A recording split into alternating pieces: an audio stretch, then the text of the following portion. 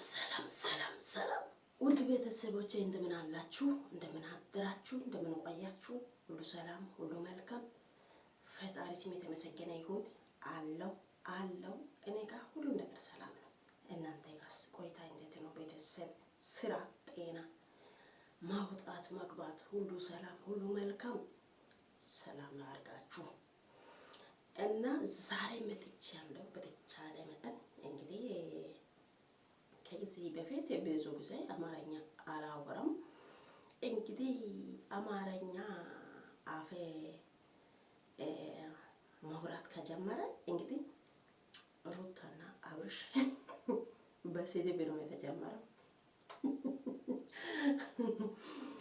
እነሱ የማይሆን ነገር ሲያደርጉ ሳወሩ ሲጨቀጨቁ እነሱ እያመከረን ደግሞ ያው ብዙ ጊዜ በእነሱ ነው ሙከራ የተደረገው ማለት ነው ይሄ አማርኛ። እና ዛሬ ይገርማል። አብርሃም የእውነት ውሳኔው አሳውቋል። እኔ ከሩታ ጋርም ከሜላ ጋርም ሳይሆን እኔ ወደ ቤተሰቦቼ ጋር መሄድ ፈልጋለሁ፣ እዛ ጋር ማረፍ ፈልጋለሁ ብሎ መርጦ እንግዲህ ሄደ እና እዚህ ጋር ደግሞ እንደገና የሚያስጠረጥር ነገር ምንድን ነው? ከዚህ በፊት የሩታ ሀብል ነው ተባለ። አሁን የሄርሜላ ሰዓት ይኸው አለ። እንደገና አሰረችላት። እንደገና ሰዓቱ መጀመሪያ ለምን አወለቀ? ለምን አሁን ደግሞ እሷ ደግሞ አምጥታ በሱ እጅ አሰረች? ምክንያት አለ። እናንተ ይሄን ነጥብ ያዙ። ይሄ ሰዓቱ ጋር ችግር አለ። አሁንም አብርሃም ደህና አይሆንም። መቼም ቢሆንም ደህና አይሆንም አብርሃም። አሁን የእውነት የወንድማችሁ ደስታ የምትፈልጉት ከሆነ ዴቭ ቡዜ እነ ቤተሰቦቻቸው ጋር ወስዶ ከዚህ ይሄንን እጁን ማውለቅ አለበት። አሁን ቢሄድም እንደገና ከኤፍሬም ጋር ጦር ይወጣል። ኤፍሬም ያወጣል ይሄንን አሁን ለምን ሩታና ኤፍሬም እንደዚሁ ናቸው። ጋሼ ማዘር እንደዚሁ ናቸው። እነ ዴቭና እነ ቡዜ ብቻ ማንጨርጨር ምን ማድረግ የስ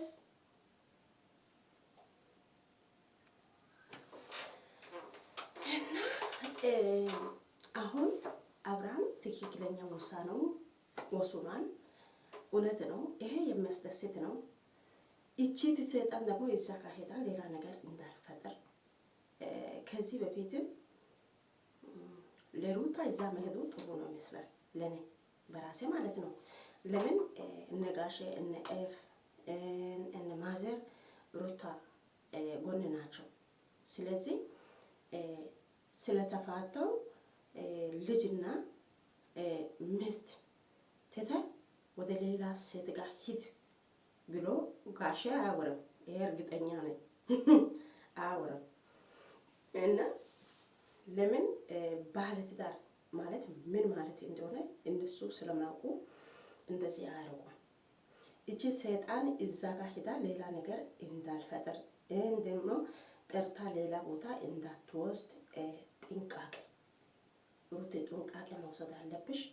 ይህን ደግሞ ያለው ፓስፖርት ምናምን ነገር ካለሽ መደበቅ አለብሽ። ቤት ውስጥ አታስቀምጪ፣ ሌላ ቦታ ወስደሽ አስቀምጪ። በስልክም ፎቶ አንስተሽ ያዢ እና ጥንቃቄ ውሰጂ። አብርሃም ለልጅ እያለም ይመጣል።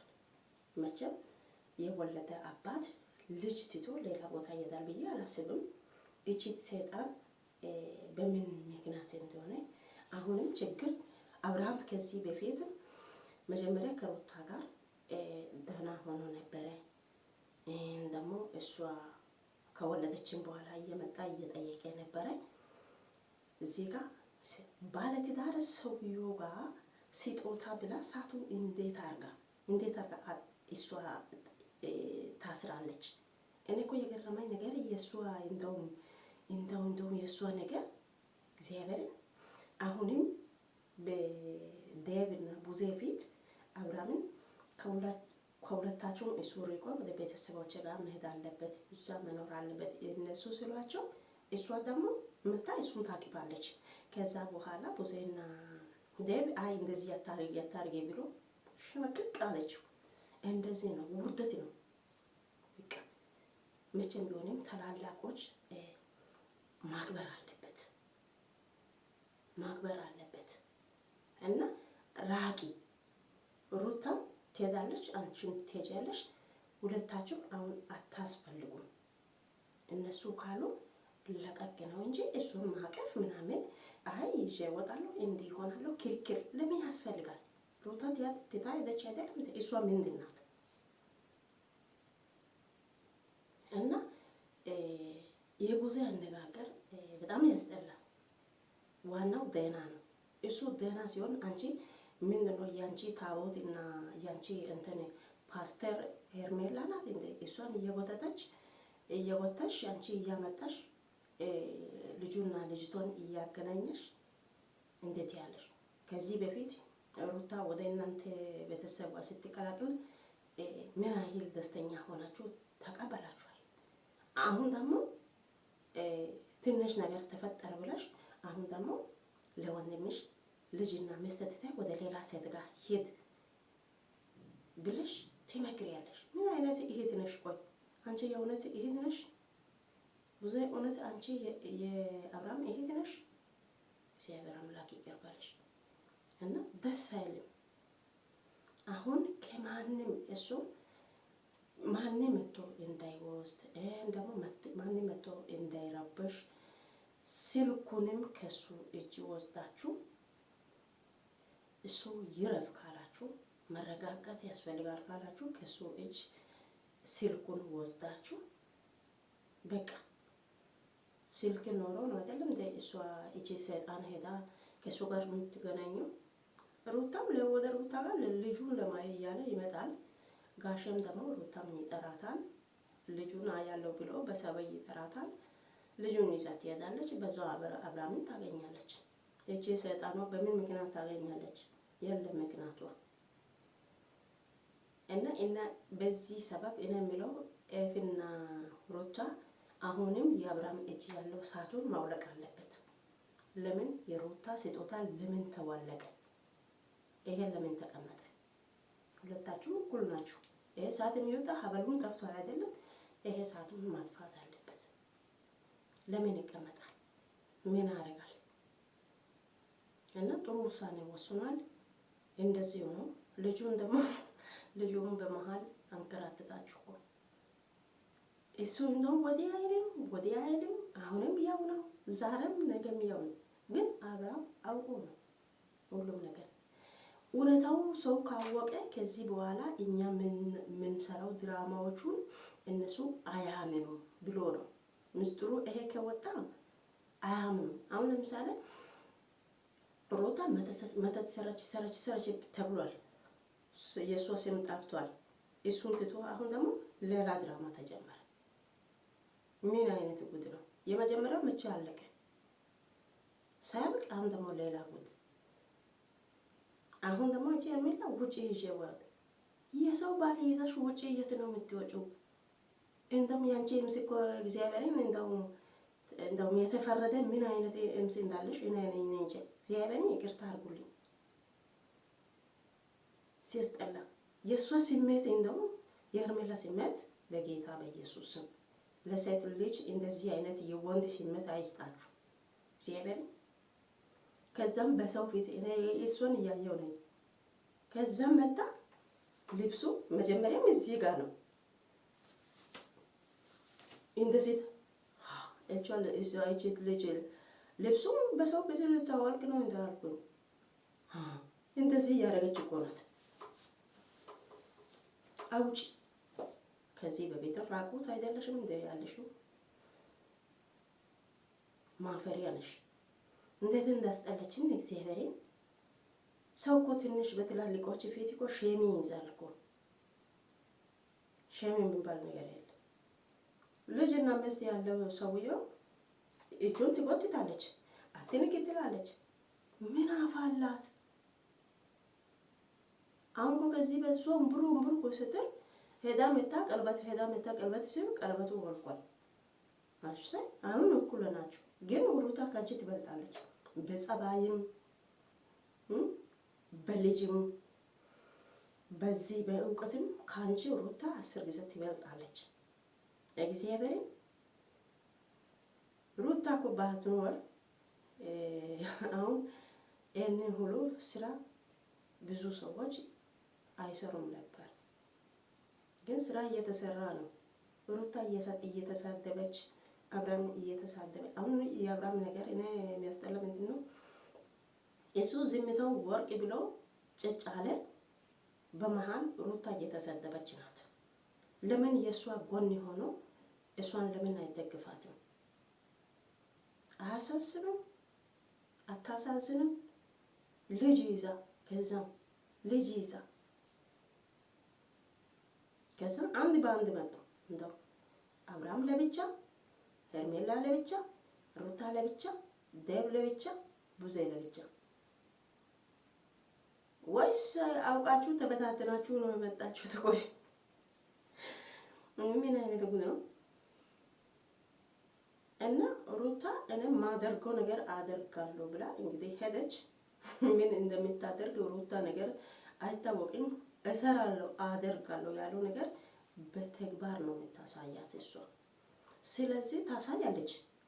እግዚአብሔር ምን እንደሆነ አስባለች፣ ታሳያለች፣ ታደርጋለች።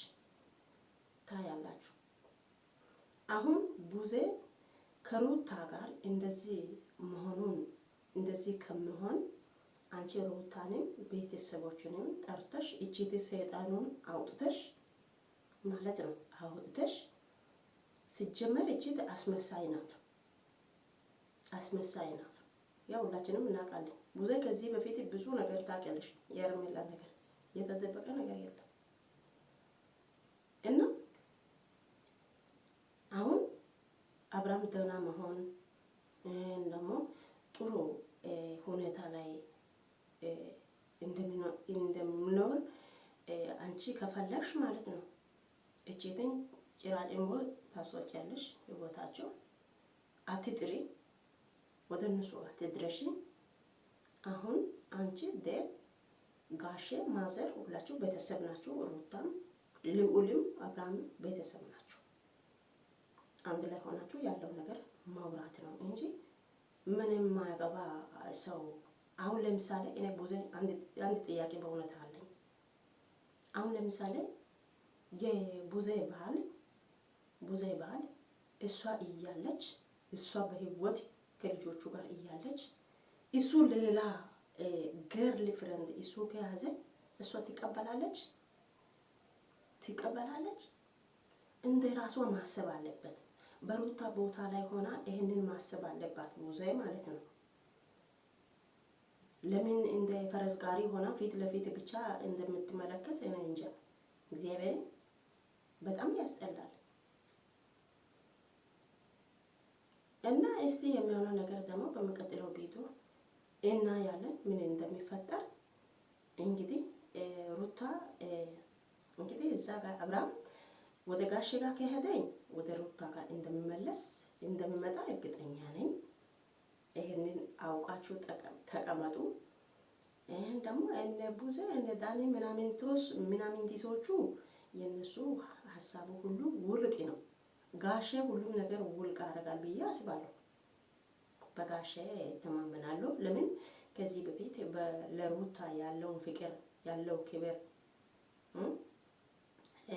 ብዙ ስላየን ጋሼ እንደዚህ ያስተካክላል ብዬ አስባለሁ። ጋሼና የሩት እናት ተገናኝቶ ያስተካክላሉ ብዬ አስባለሁ። እና ከዛም ቀጥሎ ደግሞ ያለው ነገር ምን እንደሚፈጠር ምን እንደሚሆን አይታወቅም። ግን አብርሃም ልጅና ሩታን ትቶ ወደ ሌላ ቦታ ይሄዳል ብዬ አላስብም። ነገር ግን ይሄ እጅ መውጣት አለበት። ይሄ እጅ እንደገና አድርጋ ነው ያመጣችው። ስለዚህ ይሄንን ከአብርሃም እጅ ጋሼ እንዳወጣ ማድረግ ነው። በቃ አብርሃም በዛ ደህና ይሆናል። ወደ ሚስት ወደ ልጅ ጋር ይመለሳል። ምንም የጥፋ አሁን አንገቱን ሀበል ተባለ፣ ሀበል ወጣ፣ ምንም ለውጥ የለም። ሰዓት ተባለ። ከዚህ በፊት ሰዓት ከእጅ ከወጣም በኋላ አብርሃም ልጅና ሚስት ጋር ነው የተመለሰው። አሁን ደግሞ እንደገና አርጋ ነው እንደገና አረገችው በአብርሃም እጅ። ስለዚህ ይህንን ሁሉ ከአንገትም ከእጅም ማውለቅ አለበት። እሱን ኖርማል ነፃ መሆን አለበት። የሄርሜላ ስጦታ ወደ አብርሃም ጋር እንዳይቀመጥ ማድረግ ነው። ሩታ ይሄ ያንቺን ስራ ነው፣ ይሄን ደግሞ የኤፍሬም ስራ ነው። ይሄ እጁን መውጣት አለበት። የእጅ ላይ ያለው ሰዓቱን መውጣት አለበት። ለምን ሀብሉን ለምን አወለቀ? ይሄ እጅ ለምን ይቀመጣል? ታታ ምን ነው? ወርቅ ነው እንዴ? ብርቅ ነው እንዴ? እና ውድ ቤተሰቦቼ እኔ ጋር ያለው ሀሳብ አስተያየት ይሄ ነው። የአብርሃም ውሳኔው ጥሩ ሆኗል። ወደ ቤተሰቦቹ ከተመለሰ ሁለቱንም